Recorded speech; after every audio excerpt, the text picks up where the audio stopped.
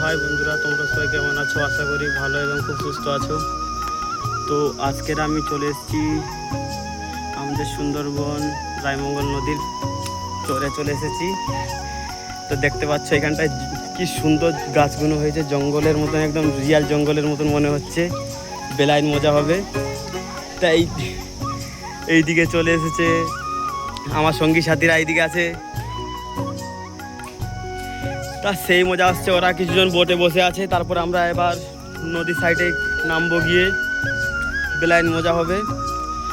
অসাধারণ লাগছে। আমি প্রায় 1-1.5 বছর পরে এসেছি, তা বহুত দিন পরে আসলাম। হেবি সুন্দর লাগছে। এরকম গ্রামের সাইডে থাকলে হেবি মজা হয়।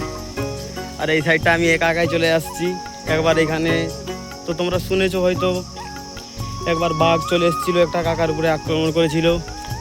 এই সাইডটাই না, মানে এই সাইডটাই গেছিলো বাঘটা, মানে ওই চিমটা, এই আমরা আছি চিমটাতে, মিঠাগাড়িতে বাঘটা আক্রমণ করেছিল। মানে এখান দিয়ে আগে গেছিলো, এখান থেকে 500 মিটার দূরে হবে, হয়তো 500-700 মিটার দূরে হবে। তাই এই সাইডটায় আমরা আছি এখন। আমরা এবার চরে নামবো গিয়ে। এরকম ছোটো ছোটো মিনি ব্লগ দেখার জন্য আমার জীবনযাত্রা চ্যানেলটাকে সাবস্ক্রাইব করে নেবে।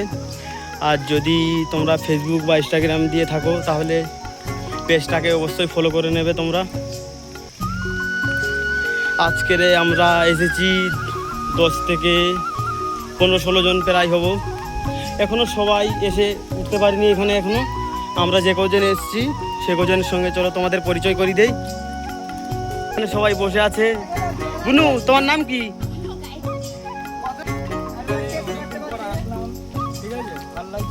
হ্যাঁ ভাই, তোমার কেমন লাগছে? অনেকদিন পরে আসলাম, প্রায় অনেকদিন পরে আসলাম। অনেক ভালো লাগছে। গরম পড়েছে, বাড়ি থেকে না বেরোলে নয়। হেবি মজা হবে। এরকম পরিবেশে ঘুরতে সবারই তো ভালো লাগে। হেবি সুন্দর মজা হবে এখানে। তো চলো এবার, জঙ্গলটা তো দেখালাম আমি অনেকক্ষণ দিয়ে। তো এবার আমরা নদীর চরের দিকে একদম চলে যাব। ওই দিকটায় গিয়ে তোমাদেরকে দেখানোর চেষ্টা করবো, যত রকম ভালো করে যতটা দেখানো যায় ততটা ভালো করে দেখানোর চেষ্টা করব।